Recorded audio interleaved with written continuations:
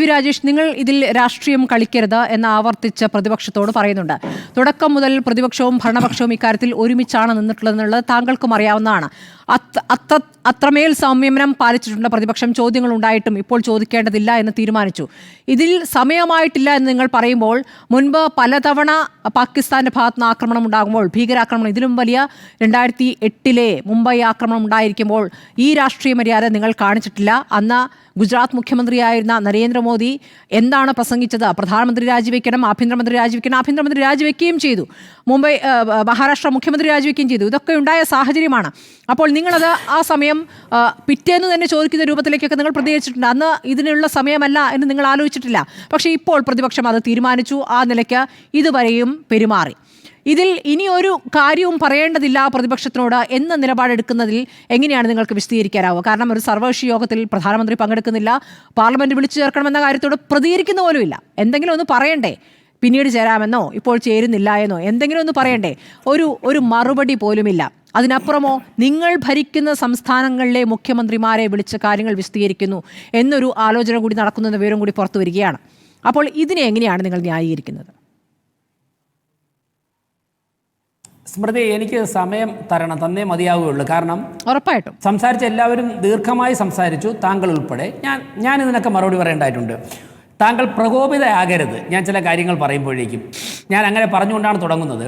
ഈ ചർച്ചയിൽ ദൈനംദിന കോൺഗ്രസ് പ്രവർത്തനത്തിൽ നിൽക്കുന്ന ഒരു കോൺഗ്രസിൻ്റെ നേതാവിനെ കാണുന്നില്ല. എൻ ശ്രീകുമാർ കോൺഗ്രസ് അനുകൂലമായിട്ടാണ് സംസാരിക്കുന്നത്. അത് ഞാൻ ബഹുമാനിക്കുന്നു. എനിക്ക് തോന്നുന്നു സ്മൃതി തന്നെ ആ ഡ്യൂട്ടി ചെയ്യുമെന്ന് ഉറപ്പുള്ളത് കൊണ്ടായിരിക്കാം ഒരുപക്ഷെ കോൺഗ്രസിന്റെ നേതാക്കന്മാരും ഇന്നത്തെ ചർച്ചയ്ക്ക് വരാതെ. താങ്കൾക്ക് കുറച്ചു കാലമായി ചർച്ചയിൽ പങ്കെടുക്കാത്തതുകൊണ്ടായിരിക്കാം കോൺഗ്രസ് പ്രതിനിധികളെ ഞാൻ മറുപടി പറയട്ടെ, അങ്ങനെ പറഞ്ഞു പോലെ കോൺഗ്രസ് പ്രതിനിധികൾ റിപ്പോർട്ടറിന്റെ ചർച്ചയ്ക്ക് കുറച്ചു കാലമായിട്ട് വരാറില്ല. പ്രകോപിതയല്ല മറുപടിയാണ്. ഇനി പറഞ്ഞു. ഞാനൊന്ന് പറഞ്ഞോട് സുഹൃത്തെ, നിങ്ങൾ എനിക്കെതിരെ ഉള്ള ആരോപണങ്ങളൊക്കെ ഞാൻ സ്വസ്ഥമായിരിക്കാണ്ടിരിക്കുന്നല്ലേ? പ്രകോപിതയാവരുത്. നിങ്ങൾക്ക് അവസാനം പറയാമല്ലോ. പറഞ്ഞോളൂ സ്മൃതി. ഞാൻ പറഞ്ഞോട്ടെ ഒന്ന്. ഞാൻ ചർച്ചയ്ക്കൊക്കെ ഇന്നലെയും മിനിഞ്ഞാന്നൊക്കെ പോയി. ചിലപ്പം എന്നെ പാർട്ടി നിശ്ചയിക്കുന്ന ചാനലുകൾ ഏതാണ് പോയി. ഇന്ന് റിപ്പോർട്ടിൽ പോകാൻ പറഞ്ഞാൽ ഞാൻ റിപ്പോർട്ടിൽ വന്നു. അടുത്ത ദിവസം നിങ്ങൾ എന്നെ നിശ്ചയിച്ചാൽ വരും. അത് അവിടെ നിൽക്കട്ടെ. എന്തായാലും ഭംഗിയായിട്ട് കാര്യങ്ങൾ ചെയ്യുന്നുണ്ട്, അഭിനന്ദനങ്ങൾ. ഇനി താങ്കൾ എന്നോട് മറുപടി അവസാനം പറഞ്ഞോളൂ, ഞാനത് വിട്ടു. അപ്പോൾ ഇവിടെ ഉയർന്നു വന്ന കുറേ പ്രശ്നങ്ങളുണ്ട്. അതിൽ ഒന്ന് അഡ്രസ്സ് ചെയ്യേണ്ടത്, എന്തുകൊണ്ട് രാഹുൽ ഗാന്ധിയെ പ്രതിപക്ഷ നേതാവിനെ ഇതിലേക്ക് അയച്ചില്ല? പണ്ട് നരസിംഹറാവു, അന്ന് വാജ്പേയി പ്രതിപക്ഷ നേതാവായിരുന്നു, അദ്ദേഹത്തിനെയാണ് അയച്ചത്. എന്തുകൊണ്ട് ഇപ്പോൾ അയക്കുന്നില്ല? അതായത് ഇത് പോകുന്നത് ഗവൺമെൻറ് ഉദ്യോഗം ബോധ്യമുണ്ട് ഇന്ത്യയെക്കുറിച്ച്, നമ്മുടെ രാജ്യത്തെക്കുറിച്ചുള്ള പോസിറ്റീവായിട്ടുള്ള കാര്യങ്ങൾ, സത്യസന്ധമായ കാര്യങ്ങൾ, പാകിസ്ഥാൻ്റെ ഭീകരവാദത്തെ പ്രോത്സാഹിപ്പിക്കുന്ന നിലപാടുകൾ വിദേശ രാജ്യങ്ങൾ പറയുവാനാണ്. അങ്ങനെ ഉറപ്പുള്ള ആൾക്കാരെ മാത്രമേ അയക്കാൻ സാധിക്കുകയുള്ളൂ. നമ്മുടെ രാജ്യത്തിൻ്റെ പ്രതിപക്ഷ നേതാവ് 2024 അമേരിക്കയിൽ പോയിട്ട് പ്രസംഗിച്ചത് ഖാലിസ്ഥാൻ അനുകൂലമായിട്ടുള്ള പ്രസംഗമായിരുന്നു രാഹുൽ ഗാന്ധി നടത്തിയത്. 2023 UK പാർലമെൻറ്റിൽ അദ്ദേഹം നടത്തിയത് രാജ്യവിരുദ്ധ പ്രസംഗമായിരുന്നു. 2023 മാർച്ചിൽ കേംബ്രിഡ്ജ് യൂണിവേഴ്സിറ്റിയിൽ രാഹുൽ ഗാന്ധി നടത്തിയത് രാജ്യവിരുദ്ധ പ്രസംഗമായിരുന്നു. അപ്പോൾ രാജ്യത്തിനകത്തും രാജ്യത്തിന് പുറത്തും പോയി ഭാരതത്തിനെതിരെ പ്രസംഗിക്കുന്നത് അഭിമാനമായി കാണുന്ന, രാജ്യത്തിനകത്ത് പല കോടതികളിലും അതിൽ FIR പോലും എടുത്തിട്ടുള്ള ഒരു വ്യക്തിയെ ഈ നിർണായക ഘട്ടത്തിൽ ഇന്ത്യയുടെ ഒരു പ്രതിനിധി സംഘത്തെ അയക്കാൻ വേണ്ടി എങ്ങനെയാണ് ഗവൺമെൻറ്റിന് വിശ്വസിക്കാൻ സാധിക്കുന്നത്? അടൽ ബിഹാരി വാജ്പേയിയെ ബഹുമാനപ്പെട്ട നരസിംഹറാവു വന്ന് അയച്ചത്, അടൽ ബിഹാരി വാജ്പേയി കക്ഷി രാഷ്ട്രീയം ഒക്കെ തന്നെ ആ വ്യത്യസ്തകളൊക്കെ മറന്നുകൊണ്ട് ഈ രാജ്യത്തിന് വേണ്ടി സംസാരിക്കും. കോൺഗ്രസ് ഭരിക്കുന്നു, നരസിംഹറാവുവാണ് പ്രധാനമന്ത്രിയെങ്കിലും അടൽ ബിഹാരി വാജ്പേയിയുടെ രക്തത്തിൽ ഈ രാജ്യമുണ്ട്. അദ്ദേഹം ഈ രാജ്യത്തിന് വേണ്ടി സംസാരിക്കുന്നത് അത്രയും കോൺഫിഡൻസ് നരസിംഹറാവുവിന് ഉള്ളത് കൊണ്ടായിരിക്കാം, രാജ്യത്തിനുണ്ടായിരുന്നത് കൊണ്ടായിരുന്നു അടൽ ബിഹാരി വാജ്പേയി അന്ന് അയച്ചത്. അദ്ദേഹം വളരെ ഭംഗിയായിട്ട്, കൺവിൻസിംഗ് ആയിട്ട് ഇന്ത്യയുടെ സ്റ്റാൻഡേർഡ് വ്യക്തമാക്കുകയും ചെയ്തു. ഇന്നത്തെ രാജ്യത്തിന്, ഭാരതത്തിന്, ഇന്നത്തെ പ്രതിപക്ഷ നേതാവ് അവിടെ പോയി ഇന്ത്യക്ക് അനുകൂലമായി സംസാരിക്കുമെന്നുള്ള ബോധ്യമില്ല, ഈ രാജ്യത്തെ ബോധ്യം. അതുകൊണ്ടായിരിക്കാം ഒരുപക്ഷെ പേര് വരാത്തത്.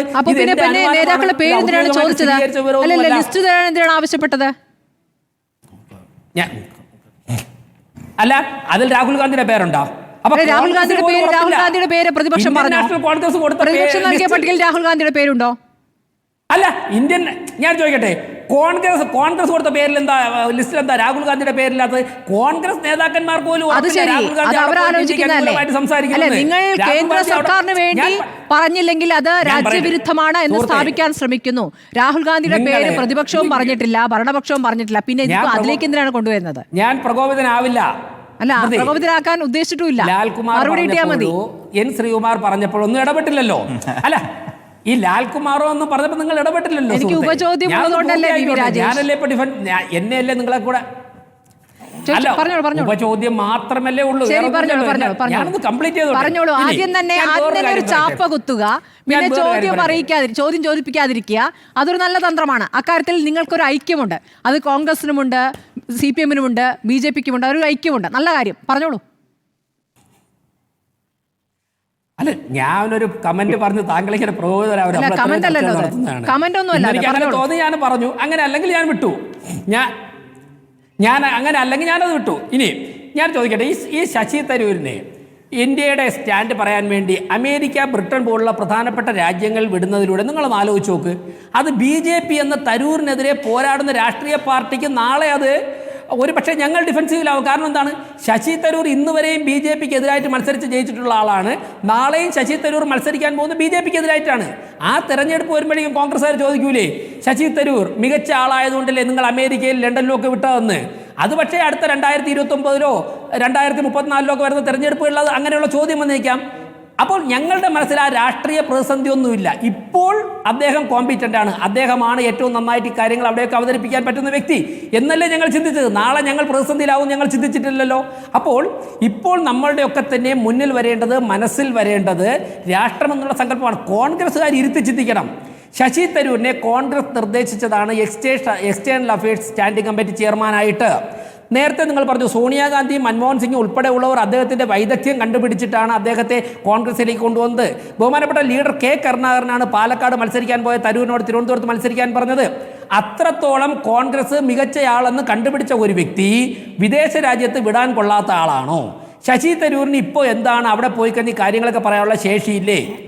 ഇനി അങ്ങനെ ഇല്ലെങ്കിൽ അതിൻ്റെ കാരണം പറയണം. അങ്ങനെ ശേഷിയുള്ള ആളാണെങ്കിൽ എന്തുകൊണ്ട് കോൺഗ്രസിൻ്റെ ലിസ്റ്റിൽ ഉൾപ്പെട്ടില്ല? കോൺഗ്രസ് അല്ലേ ചിന്തിക്കേണ്ടത്. അപ്പോൾ കഴിവും അത് തന്നെയാണ് ശശി തരൂരും പറയുന്നത്, അത് തന്നെയാണ് കോൺഗ്രസ് വിട്ടുപോയ ഗുലാം നബി ആസാദും പറയുന്നത്, അത് തന്നെയാണ് ഹിമന്ത ബിശ്വ ശർമ്മയും പറയുന്നത്. രാഹുൽ ഗാന്ധിയുടെ ചൊൽപ്പടിക്ക് നിൽക്കാത്ത, അല്ലെങ്കിൽ രാഹുൽ ഗാന്ധിയുടെ ഇന്റലക്ച്വൽ കപ്പാസിറ്റിക്ക് അപ്പുറമുള്ള ഒരു വ്യക്തി നിലപാടുണ്ടല്ലോ. വി രാജേഷ്, കോൺഗ്രസ് നേതാക്കളുടെ ചൊൽപ്പടിക്ക് നിൽക്കാത്ത നേതാവിനെ എങ്ങനെ ഇങ്ങോട്ടെടുക്കാം എന്ന കാര്യത്തിൽ നിങ്ങൾ വിജയിച്ചിരിക്കുന്നു. ഞാൻ ചോദിക്കട്ടെ, ഞങ്ങൾ എടുക്കല്ല. ഞാൻ പറഞ്ഞല്ലോ 29-34 ഞങ്ങൾ അദ്ദേഹത്തിനെതിരായിട്ട് മത്സരിക്കാൻ നിൽക്കുക. ആൻസർ പറയേണ്ട പ്രധാനപ്പെട്ട ഒരാൾ ഞാൻ എടുക്കില്ല എന്ന് നെഞ്ചത്ത് കൈവച്ച് പറയാമോ? ഇനി ഞാൻ ചോദിക്കട്ടെ, ഇപ്പൊ തന്നെ റിപ്പോർട്ടർ ചാനലിൽ എന്ത് നിരുത്തരവാദപരമായിട്ടുള്ള ഒരു വാർത്തയാണ് രാഹുൽ ഗാന്ധിയുടെ. നിങ്ങൾ ചാനലിന് നിരുത്തരവാദമല്ല പറയുന്നത്, രാഹുൽ ഗാന്ധി ചോദിച്ചിരിക്കുന്നത് എത്ര യുദ്ധവിമാനങ്ങൾ നഷ്ടപ്പെട്ടു. ഈ ചോദ്യം എന്താണ്? എന്തിനുള്ള ചോദ്യമായിരുന്നു? വിദേശകാര്യമന്ത്രി പറയുന്നു, ജയശങ്കർ പറയുന്നു, പാകിസ്ഥാനിൽ ആക്രമണം നടത്തും മുമ്പ് ഞങ്ങൾ മെസ്സേജ് അയച്ചിരുന്നു, പാകിസ്ഥാന് ആക്രമണം നടത്തുമെന്ന് അറിയിച്ചിരുന്നു എന്ന് പറയുമ്പോൾ പറയുന്ന മറുപടി ചോദ്യമായിട്ടാണ് ഈ വാർത്ത വന്നിരിക്കുന്നത്. അതായത് രാഹുൽ എന്താ ചോദിച്ചു? ഓപ്പറേഷൻ സിന്ദൂർ കണ്ടിന്യൂ ചെയ്യുന്ന ഈ ഘട്ടത്തിൽ എത്ര വിമാനങ്ങൾ വെടിവെച്ചിട്ടു, എത്ര വിമാനങ്ങൾ നഷ്ടപ്പെട്ടു, ഇതൊക്കെ തന്നെ ഒരു സിസ്റ്റത്തിന്റെ ഭാഗമായിട്ട് ഗവൺമെന്റോ പ്രതിരോധ വകുപ്പോ എക്സ്റ്റേണൽ അഫയേഴ്സ് മിനിസ്റ്ററോ ഒക്കെ പറയും. ഈ തോക്കിനകത്ത് കയറി എന്തിനാണ് വെടിവെക്കുന്നത്? ഒരു ഘട്ടം കഴിഞ്ഞില്ലല്ലോ. സൈന്യം എവിടെയെങ്കിലും ഓപ്പറേഷൻ സിന്ദൂർ അവസാനിച്ചു എന്ന് ഇന്ത്യൻ ആർമി എവിടെയെങ്കിലും പറഞ്ഞിട്ടുണ്ടോ? ഫോഴ്സ് എവിടെയെങ്കിലും പറഞ്ഞിട്ടുണ്ടോ? അപ്പോൾ ഓപ്പറേഷൻ സിന്ദൂർ നടക്കുന്ന ഘട്ടത്ത് എതിരാളികൾക്ക് ആയുധം കൊടുക്കുവാൻ വേണ്ടി ഇത്തരത്തിലുള്ള വിഡ്ഢിത്തം കലർന്ന സ്റ്റേറ്റ്മെന്റ് പറയുന്ന ഒരു നേതാവിനെ ഏതു തരത്തിൽ വിശ്വസിച്ചാണ്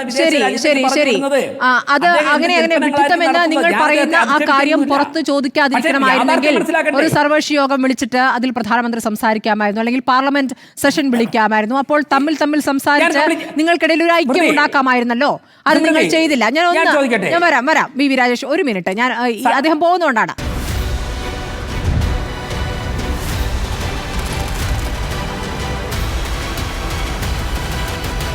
Debate with Smriti Parathikar.